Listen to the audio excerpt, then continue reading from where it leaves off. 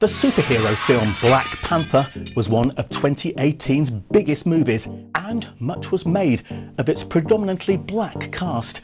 Aside from breaking the box office, it's also done something that no other comic book film has ever managed: a Best Picture nomination at the Oscars. Another black-led film, BlacKkKlansman, also got one. Race has become a major talking point at the Oscars in recent years. Remember the hashtag OscarsSoWhite? It started being used in 2015 and 2016 when there were no ethnic minority acting nominees for 2 years in a row.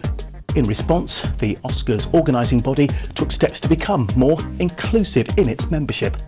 At first glance, it seems that there has been a more diverse range of Best Picture nominees. Movies like Lion, Hidden Figures, Get Out and Moonlight. But it's impossible to know for sure if this is because of changes made in 2016. However, the Oscars can be an easy target, especially if film studios aren't making enough diverse movies to begin with. All this of course applies to gender too.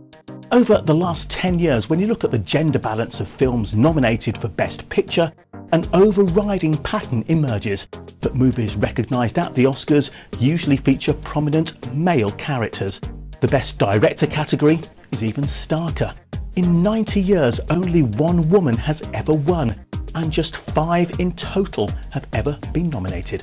There are now multiple initiatives to address this, to ensure awards bodies have more choice, as year after year, only a tiny percentage of all films made have a female director. And while looking at representation, the media advocacy body GLAAD has welcomed this year's record number of LGBTQ inclusive films among the Best Picture nominees, 5 of the 8.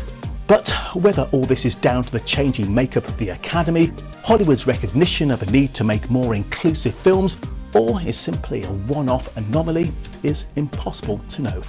And this brings us to the main issue. Oscar nominations still aren't representative, at least partly because of the kind of films being widely produced. A problem that can only really be overcome when studios and independents start consistently making movies which truly reflect the audiences who pay to see them.